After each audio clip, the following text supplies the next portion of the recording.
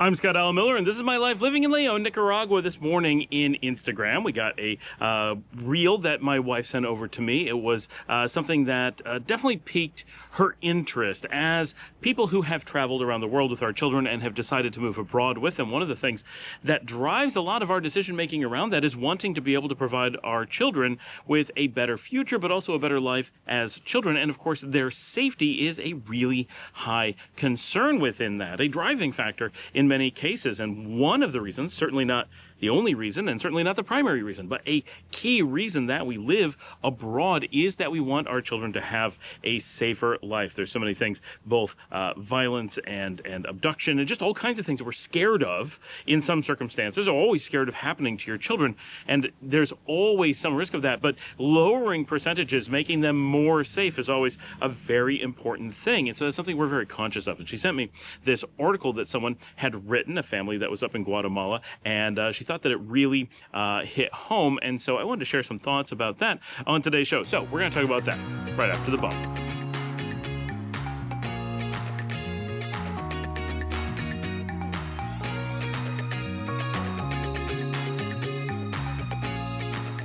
This article that my wife saw was a woman in Guatemala talking about all the joys of taking her children to beautiful Lago Atitlan and Antigua and other places in Guatemala, beautiful country, a little bit to the north. And as someone traveling there, she had a lot of people who wrote to her. Now, I don't know if this is family and friends or just random people on the internet, but she said that when she was traveling in Central America and Latin America, that lots of people would write to her and say, "Oh, isn't that country dangerous? Why are you taking your children there?" And just always these questions about the safety of her children. And of course, it's a valid question, right? Why would you be taking your children someplace if it was dangerous? Well, the first thing is you need to define some of those things and ask some questions, and sometimes you have to ask things in reverse. I say this a lot. It comes from being autistic, but it is a very powerful practice that I think so many people miss the obviousness of being able to answer a lot of questions by doing so.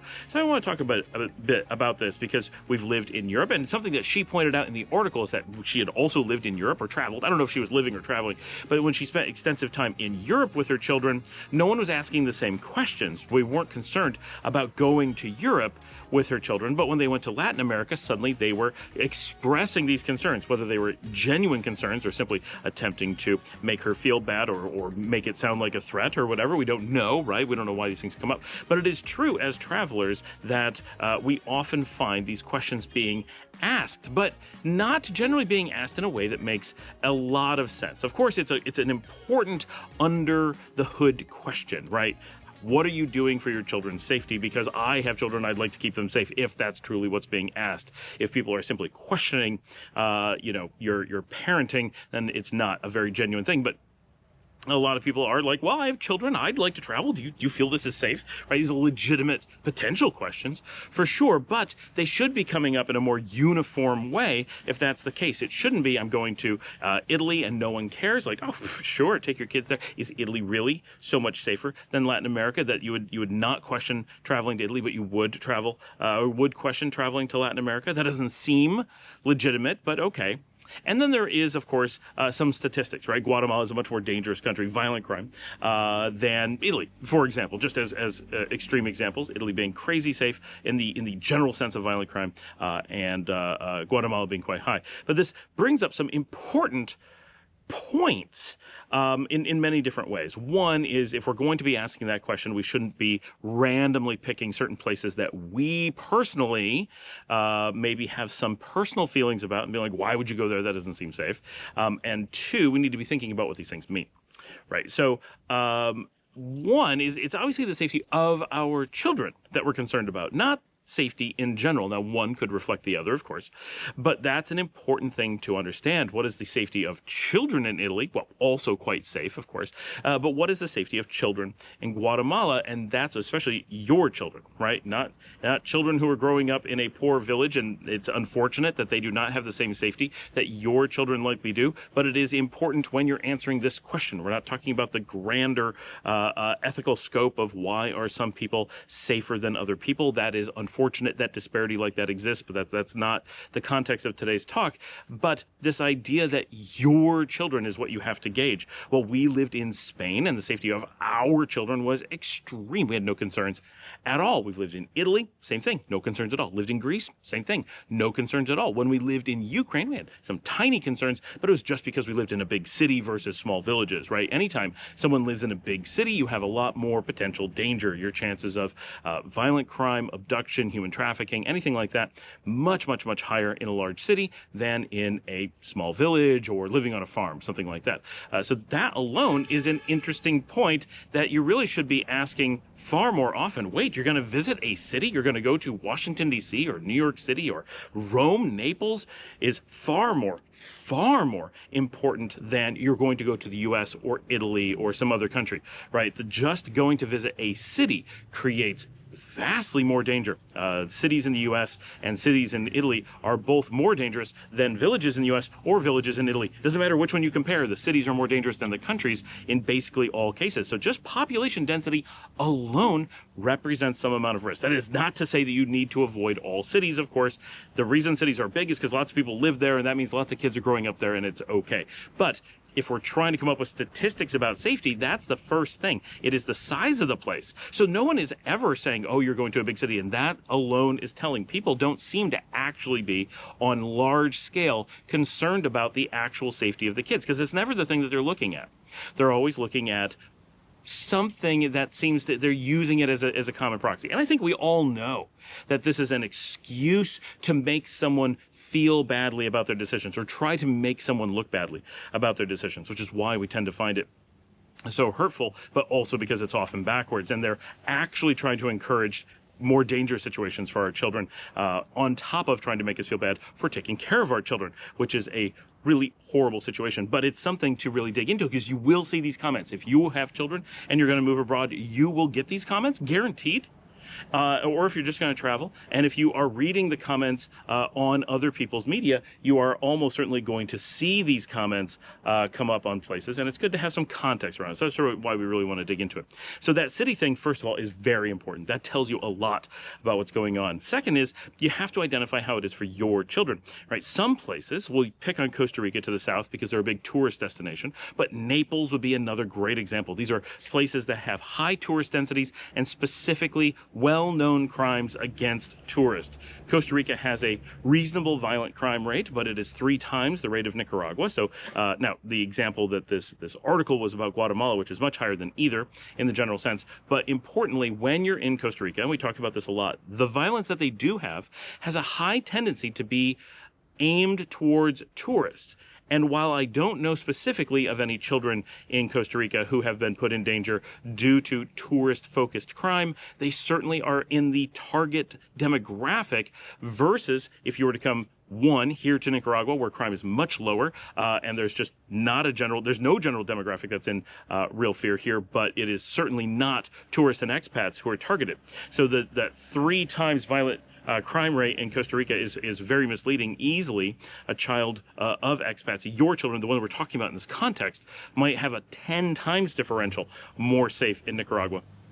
And if we're comparing to Guatemala, yes, their overall violent crime rate, their homicide rate, very, very high on the world scale, one of the highest. And that makes it sound really scary. And certainly you should take some precautions and not be foolish. Don't go crazy places. Don't wander off into the unknown areas without having some knowledge of where you're going. Don't be stupid, right? But it's also very important to understand that their violent crime is almost entirely gang-on-gang crime, violent criminal-on-criminal crime, which still is an important thing to consider, and you don't want to have that either. But I think most of us agree that if a bunch of criminals want to fight with each other, that's kind of on them. And what we actually care about is, as normal people living in Guatemala, what's our violent crime rate? How does it affect us day to day? Just gonna get the dogs in here a little bit more. They're hanging out back there. They're so cute.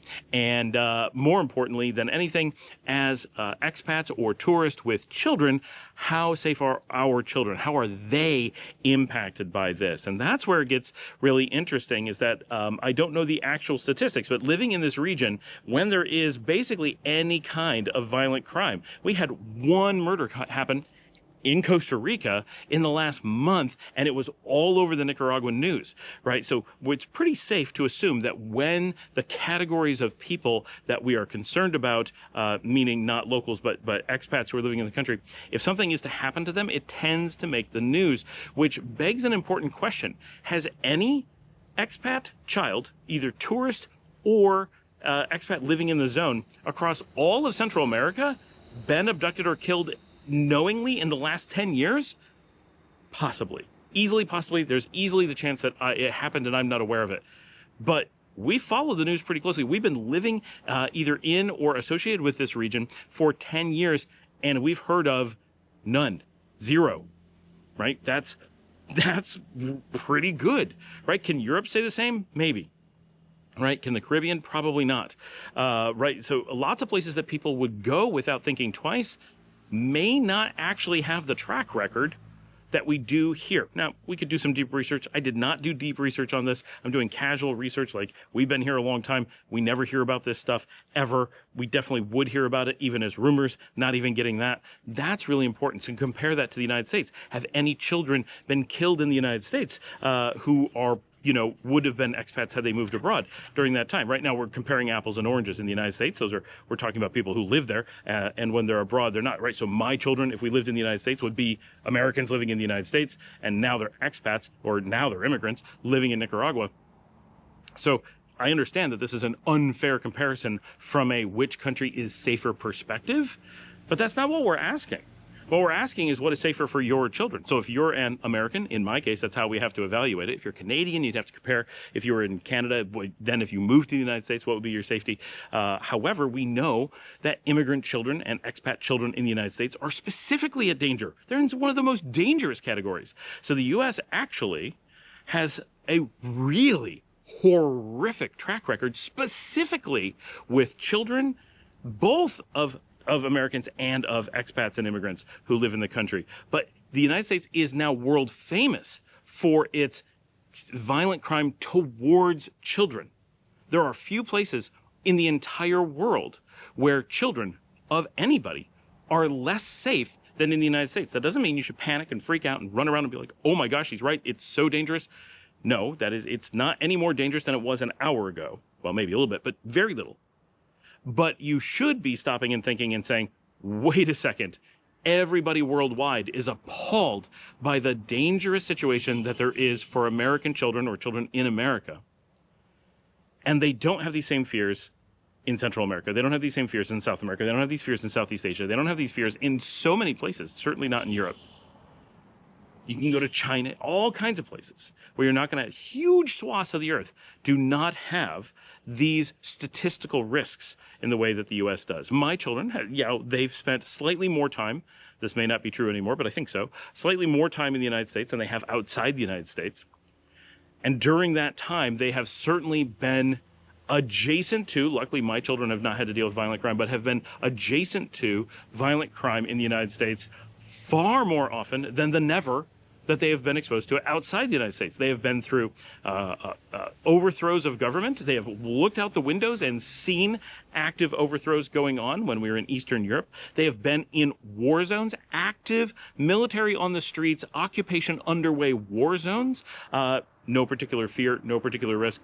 But living in the United States, they've had time and time again situations where places that they almost were or could have been or knew people at or knew people from were killed. They have a lot of mass shootings. 3 times my children have crossed paths with a shooting situation. We've been really lucky. We've not been in one. But 3 times we got lucky that we didn't cross paths with one, right? Just in our short time of living in the U.S. because we moved abroad. Now, it's anecdotal, and I point that out a lot. You can't use anecdotal evidence, but everyone we know has the same kinds of stories. And if you look statistically, how many mass shooting events, especially involving children, have there been in Nicaragua in the last, let's say, 30 years? And the answer is 0. How many have there been in the United States in the last 3 days? Higher than that, right? These are really dramatically different levels of safety. So when we're talking about this conversation of, well, would you go to Guatemala in the case of this article? Do you feel safe taking your children there, with, of course, this implication that maybe it's not safe, trying to point out?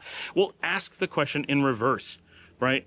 Why do you feel safe keeping your children in the United States? Can you think of a reasonable option that is less safe?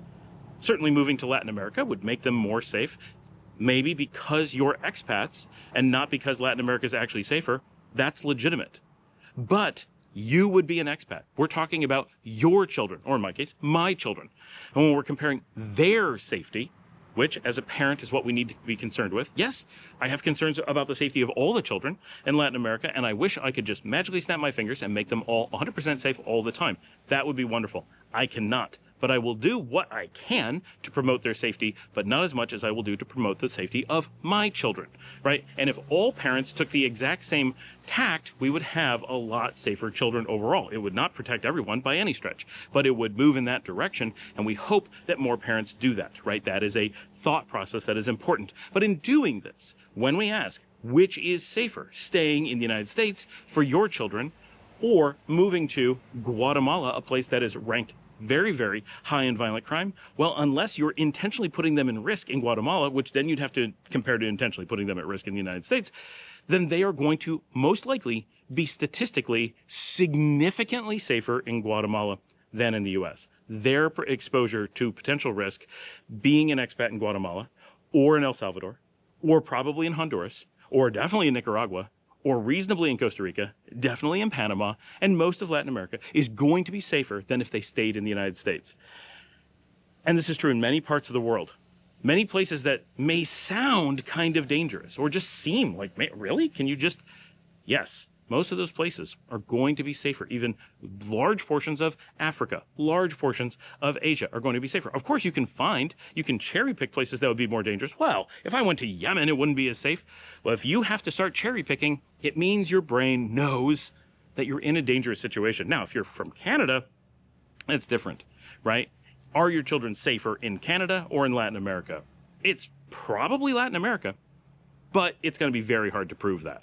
It's easy that maybe Canada is safer, but there's every possibility that it's not. But in my personal anecdotal experience, I've never known someone directly affected by human trafficking in Latin America, but I do know Canadians directly affected by it. So while that's only anecdotal, it does play out with what we know, that the British colony countries, the European colony countries with that higher tie in the north, right, specifically the former British colonies, have dramatically higher problems with human trafficking than other parts of the world, right? So coming from this part of the world, we're afraid of North America from that perspective. And Europeans express the same thing when we move to Spain, right? People express their fears of a lot of the drug and human trafficking culture in North America. And of course, right, we know the United States famously was founded on human trafficking as a key tenet of the country. So there's a lot of that culture, even if it's been dramatically erased over time.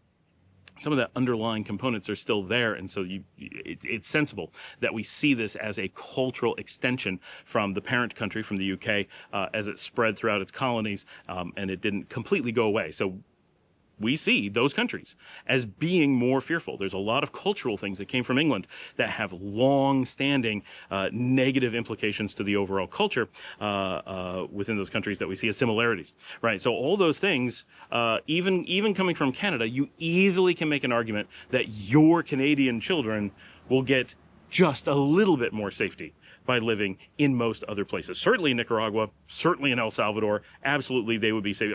Paraguay, Argentina, all those are just going to be absolutely safer than Canada because you're an expat or an immigrant in those countries. Those are two related but slightly different things, depends on your situation. Because Canada is your home country in that circumstance, that always gives you a little bit more danger just because of the way you interact with your home country. But the point still stands that if you're looking for that maximum safety for your children, probably moving abroad is going to do more to keep them safe, or at least not put them in additional danger. But if you're coming from the United States, it's an absolute no-brainer. It's actually staggeringly difficult to justify not leaving the United States. And my own anecdote, and I do this a bit, but My children were very small when we first moved, and we first moved to Spain, right? But coming from the United States, growing up, we were always kind of taught that places like Spain and France and Italy were kind of dangerous, and not really places you'd take a family, which seems bizarre today. Having lived in those places, they're some of the safest in the world, right? They're absolutely amazing, and of course, they're going downhill in a lot of ways, but it still remains that it's hard to get safer and nicer, and like the ideas that Americans have about even Europe is sometimes just unbelievable. But when we first moved to Spain, my father had this like, ooh, I hope everyone stays safe. I'm sure they know what they're doing, but Spain seems less safe than the United States. And of course, we lived in really safe parts of the United States, right? I grew up in Western New York, out in the country, not too far from Buffalo, very, very safe region, like crazy safe region. And then when we moved in Texas, I lived in Texas for a long time. We lived in the outskirts of Dallas, very safe neighborhoods, right? So we're coming from very safe United States, but we also moved to very safe parts of Spain. Very small village, about 400 people up in the mountains, beautiful region, not a breakaway region, just a core Spanish region, speaking Spanish. And so nothing going on, right? As safe can be. For my father to have this reaction of, wow, I never really pictured how safe it was. I really was so apprehensive originally, and now I feel so comforted that you're in Europe in this case, and that the kids are so safe, and then you don't have to worry about so many things. And it really was eye-opening for him with this big, like, just he grew up in this American mentality of the Mediterranean and resort places, the places that people desired to go so much, the ultimate vacation destinations.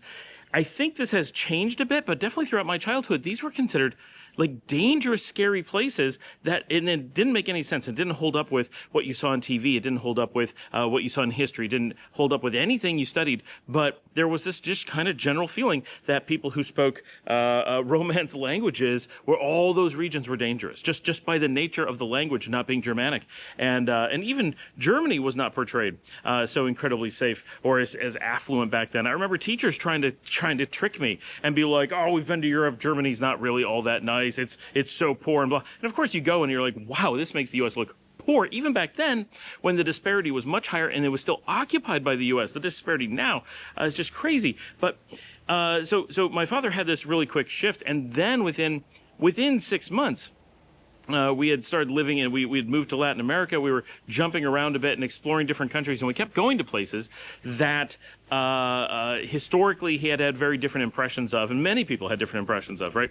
And even when we were in Nicaragua, he said, when you first started leaving, I was apprehensive when you went. Now, you have to remember, in 2012, we went and did backpacking around Europe. So he's referring to a bit of time, not just when we started going to Spain, but we had gone to Europe, and originally, especially at that trip, I think he was pretty apprehensive. Of course, then it was also, we're backpacking, like there's so much that can go wrong, like it's such a crazy thing that we're doing 9 countries in 2 months and just zipping around. So you can understand, lots of new places, we didn't know our way around, didn't know the language, blah, blah, blah. But once we started living in a few places in Europe and had done that and put these pieces together, my father said, he really shifted from being apprehensive when we would leave the United States to being apprehensive when we would return, and he would actually be comforted when we were living other places, because most of the places we went, or possibly all the places that we went, were safer.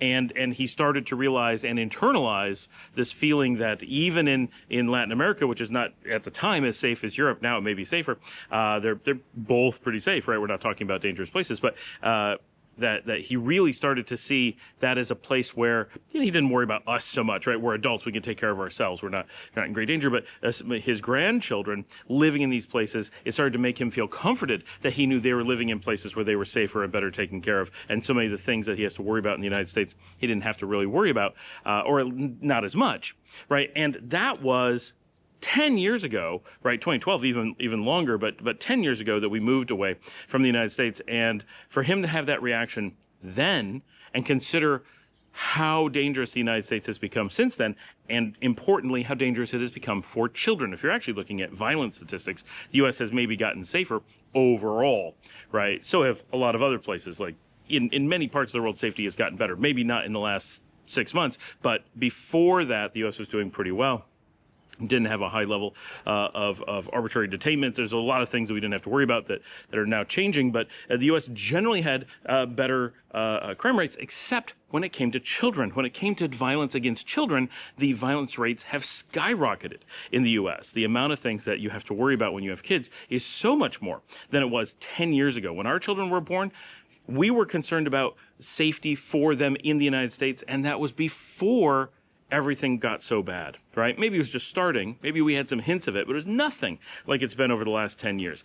So for it to have been this dramatic shift for my father prior to how bad that got, imagine how dramatic it is now. And I think that's really telling. And I think most people, when they move abroad, especially to relatively safe places, and a lot of safe places exist, right? Southeast Asia and East Asia, these are extremely safe regions. They make this area kind of look dangerous, right? Like they're really surprisingly safe in most circumstances. You've got options. It's not like you got to come to Nicaragua. We're the only place that's safe. No, we're just a good example of how someplace you didn't think about or thought negatively of is actually probably dramatically safer. And I mean that, dramatically safer for your kids. For you as an adult, it's probably marginally safer, which is still pretty good. But if you're talking about your kids, we're talking about a complete flip, right? For us as adults, Nicaragua simply mirrors the overall violence rate, which is a little bit safer than the United States. Just a sliver safer, to be clear. Not a big difference. So for us, it's mostly a draw. But for our children, the United States represents the most dramatic danger for children, as far as I know, in the world. It is the world's most, and we're not talking most dangerous place for kids. We're saying it's the most dramatic disparity between how dangerous it is for adults versus how dangerous it is for children. Of whatever the safety is in the United States, that safety is the population in general. Children specifically carry a lot of risk in the United States, and a lot of different types of risk, right? And there's now, the United States has become this for years now, and in the last 6 months, a really serious debate around whether anyone cares about the safety of children. That's literally being debated in the United States on an ongoing basis, and redefining children to reduce how much we care about their safety and such. Like, those are actual things happening in the United States. It's so dangerous for children that they're starting to say, maybe we need to stop worrying about being safe for children because it's just not going to happen. And so we need to just accept it and move on, right? Whereas the rest of the world is focused on safety of children in a completely different way. But so when you're looking at safety statistics, if the U.S. is even close to the country you're looking at when it comes to your children, then those places will be so much safer, right? Even places that are much more dangerous than the U.S. for your children will be almost certainly always safer. So there's a really important way to look at those statistics, really important way to internalize those things. But you have lots of options. You don't have to come to Nicaragua. Southeast Asia is great. There's plenty of Africa that's really safe and nice. Lots that's also dangerous. So, make sure you do your research. You've got lots of Europe that's just insanely safe, right? And once in a while, bits that are not, but really pretty, you can go pretty wrong in Europe and still do pretty well. And of course, Latin America has a lot to offer. So there's a lot of regions around the world where you have a lot of safety. And so the question you should be asking when anybody, whether this is you making decisions for your own kids or someone's coming to you and asking these questions, flip it on them. Because this is what you should be doing to yourself. Flip it on yourself. You don't have to answer, why would you take your kids? How do you justify taking your kids to name the place? Because the answer is, well, I can justify it because I'm making them safer. I'm giving them more advantages. I'm doing this for them. The real question is, how can you justify knowing how dangerous the United States is, knowing that you have, assuming you're coming from the U.S., right? That's who's normally asking these questions. Knowing that you have the power to protect your kids by taking them out of one of the world's most dangerous situations and putting them into any number of really good, much safer, and possibly much more advantageous long-term situations, right? Living abroad is one of those things that even if you just move back to the United States when you're older, one, you can move back when things are safer, both in general and because you're not a kid anymore. But two, if you live abroad, you tend to have more educational, more career power in the United States than if you didn't. So even if your goal is to go back to the U.S. and never want to leave, then you're doing the best thing for your kids, or one of the best things for your kids. Just in general, not even regarding how much the safety matters. But if you then want to give them the power to not live in the United States or the options not to and be very fluid worldwide, then you're doing that too. You're giving them a lot of advantages by living abroad, just anywhere. Just being abroad becomes a very big cultural point for people, especially in the United States where it's less common. So the question becomes, how can you justify, and you must justify, not taking your kids out? If your concern is the safety of your kids, then the thing that asks the question, why are they still in the United States? If you know it's the most dangerous situation, if you know you can get them to safety somewhere else, it makes no sense for someone to be giving you pressure. Throw it back at them. Whoa. Explain to me how you can justify asking me to keep them in the United States. I want to protect my children. What is your goal? Make sure you have that locked and loaded, because this is how people use tone to convey false information, right? How do you justify taking your kids away from the United States? Well, easy, right? But the tone makes it difficult to go, well, isn't that the most logical thing, right? Now, there's plenty of reasons to stay in the United States, right? We're not saying everyone should leave. We're saying if you're prioritizing the safety of your children, then the one thing you would immediately rule out is staying in the United States.